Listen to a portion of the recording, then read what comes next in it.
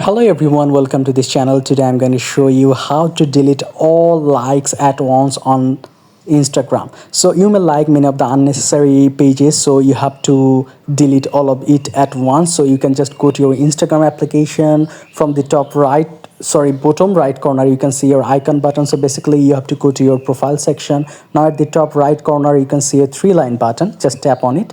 Now there will be many options here. Just go to your activity section.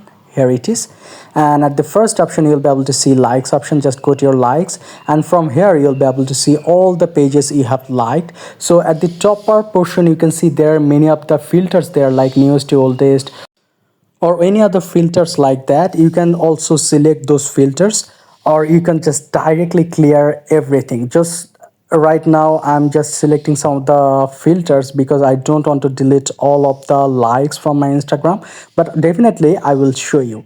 So I'm just filtering my things just to unlike some of the pages.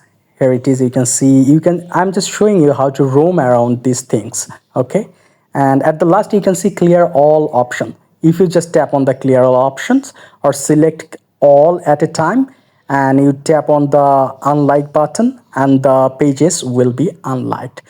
So this channel always shows you how to solve the problem easily without any of the hassle or complex processes.